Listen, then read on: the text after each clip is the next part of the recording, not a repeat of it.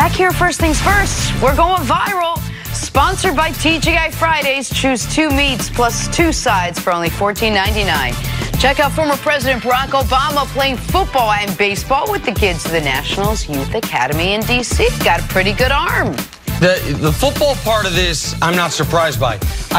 Little surprised to see President Obama playing baseball. Baseball's a sport that if you don't have familiarity with, you're going to look real awkward playing. Like, you see that swing right there? You know he's a big Chicago White Sox fan. He's had to have played some baseball. Man, he's an athlete. He is an athlete. Absolutely. You can tell that. And really cool. Man, he killed the big grandpa jeans and everything. He's got the skinny jeans on. Oh, man. Obama, he's so smooth. He got the shades on. Man, I miss Obama. You know him, right? You met him? Yeah, of course. Obviously. Of course Obviously. he met him. Oh, there it is. Yeah. This is, I try not to let jealousy be an emotion. I try to keep that out of my life. I'm very fortunate. Until you met me. Well, it's hard not to be. That moment. I'm jealous of all your moments. That's the one I'm the most jealous of. Yeah. That's really cool. Yeah, my wife did his makeup once. I was jealous of her. Man, it's amazing. Oh, there we go. One day you too could do Obama's makeup if you apply yourself. That was funny. That was a good joke, Jenna. I like that. Did not threaten to leave the show. Why am I here, They Jenna? pulled you back. Why? Because you're not allowed in the other one. They rejected me. Time for your AT&T wake-up call. Raptors beat the Bucks in Game 5 to take a 3-2 series lead. Kawhi Leonard was seemingly unbothered by those nagging leg injuries. 35 points, 15 in the fourth quarter.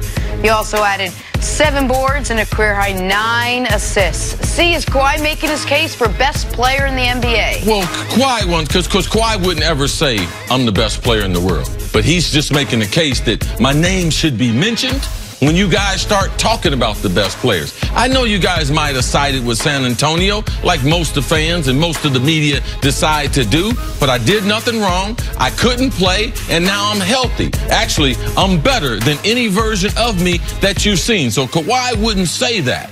But the people who represent Kawhi, they would say, take notice. And he's 1 game away from adding Giannis to the list of the top players in the league that have gone against Kawhi Leonard in a series and lost. LeBron's beaten Kawhi, but he's also gone against Kawhi Leonard in a series and lost. Kevin Durant's gone against Kawhi Leonard in a series and lost. Giannis, who's the next man up on this list.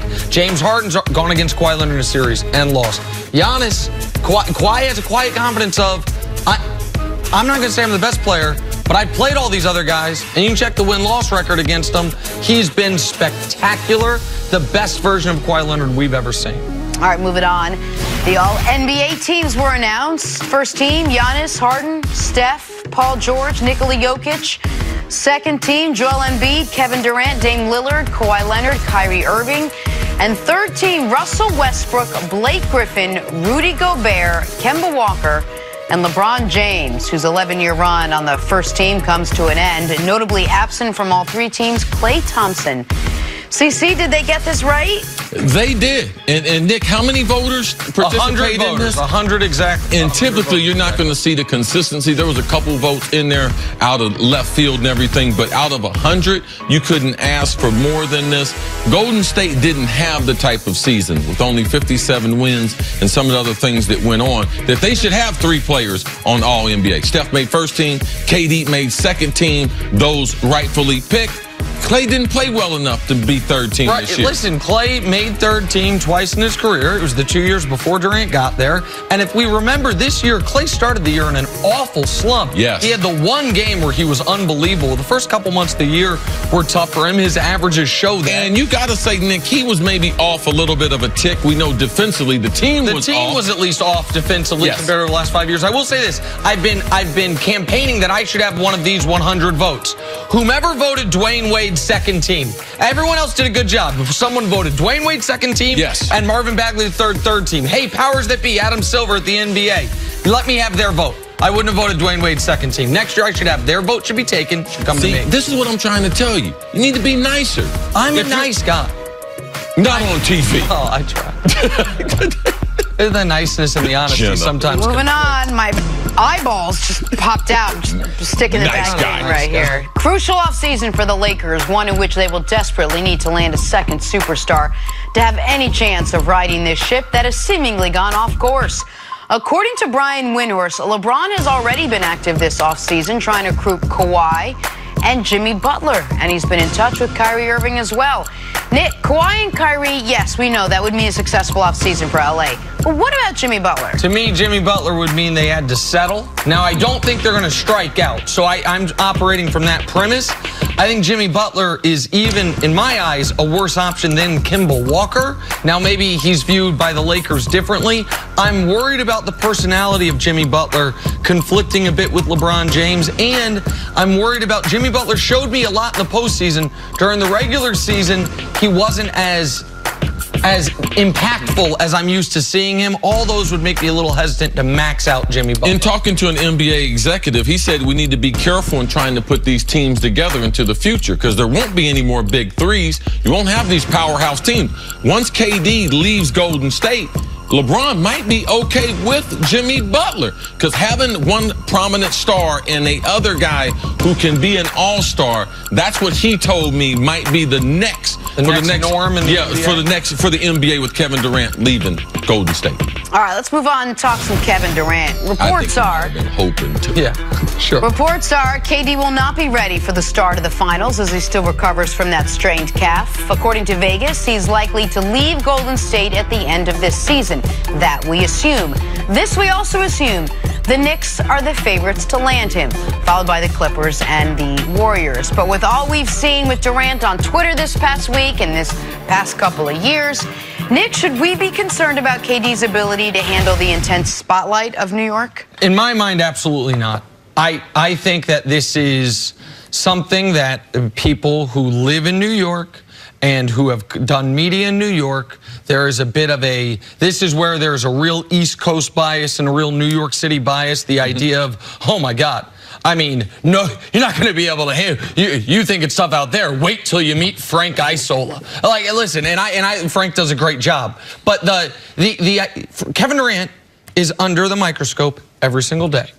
Kevin Durant can't go anywhere in his day-to-day life without being Kevin Durant, such as the curse of being 7'1" and one of the most famous people in the world. He has made the decision to heap more spotlight on him with his social media activity. And it is the idea that he has been able to operate in obscurity playing in the Bay Area on the most prominent team in the league. I don't think anyone would call it obscurity, but I think you could say there's a big difference between what happens here, where you're going to be on the back page even if you've done nothing, and what happens in Golden State. But I guess my point is, I think that is a bit of a retrograde way of looking at media. You think Kevin Durant cares about the back page of the New York Post more than he cares of the front page of Bleacher Report? Because I don't. You think these guys are actually that worried about the local media compared to House of Highlights? Because I don't.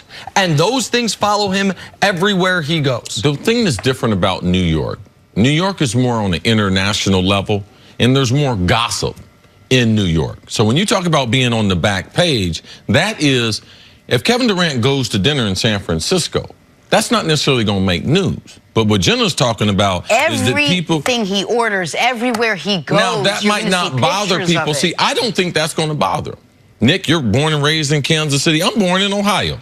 I'm doing okay in New York. And if I had the resources Kevin Durant, I tell you, I would still be doing okay in New. I just don't believe in this day and age, the media, the way they cover, they got less reporters, beat writers covering the Knicks now than they did a number of years ago because the way the sport is covered. The Daily News, they don't have 5 beat reporters going there to cover the Knicks, and Kevin Durant has been covered on the highest level. So I don't think Twitter works any different depending on what time zone you're in. I don't think the internet is any different here in this city than it's anywhere else. I just think that that's an old argument, and I believe that KD, I believe that Kawhi, all those guys can still thrive because the truth of the matter is they're great basketball players. What are you going to do, put a microphone in their face and say, hey, you can't shoot?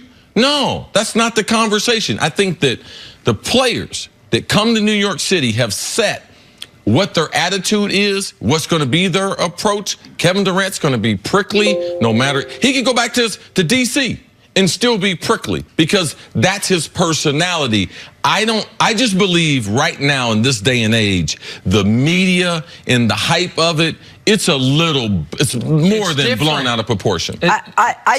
Listen, I covered. Make the counter case, because I'm not saying a lot of people agree with you. I covered sports here for 13 years, and I understand the Daily News may not have been sending 5 guys to cover whoever they're doing right now. Not that they did then, but you also have the Japanese contingency, and you also have the contingency from Mexico, and you have the contingency from all different countries that seem to be here loving superstars. You also have anywhere he goes. He wants to go get a manicure. Guess what? That is a picture of you in the paper. We don't hear about any of this stuff where he is now and what he's doing now. There's so much of it. It's just so much that, yes, the intensity may not be there right now in Golden State, but it will be with the Knicks. Yeah, I just think the intensity. We talk about Kevin Durant every single day on this show. And so does Undisputed, and so does The Herd. But not in the offseason, we don't. And here in New York, you will see and hear about him in the offseason. Okay, I think that this is maybe Kevin Durant is younger than I am. And I think that people that there was once upon a time, Mike Francesa and the tabloids in New York City were the only place for the type of talk that now is on basically 24 hours a day on this show and on other network, on this network and other networks. And I just think KD has gotten, he has learned what the closest it is to be LeBron that anyone knows is what Kevin Durant knows. Yes. And you can say he's handled it well or handled it poorly. I think that if he said, hey, I'm going to go sign in San Antonio, there is an element of obscurity or protection you're going to get there. But in LA, in the Bay, in New York, to me, it's mostly the same. There's 2 things he's been involved with that has had him exposed to international media. Been at 4 NBA. This is 4th NBA final. And also, as a representative of Nike and his own brand of shoe, he's traveled abroad, promoting himself, branding himself. So to me, I just think it's more hype than it used to be. As an athlete that grew up, played in the 80s, 90s, and 2000s, now living here in New York, I just believe, and being friends with Odell Beckham and some other guys who play here, I believe KD will be all right. All right, well, I'm just going to text him, and by that I mean DM him really quick and find out. Coming up, did Klay Thompson get robbed by the All-NBA voters? That's next on First Things First. KD sliding to your DMs, John, you won't know what. I would love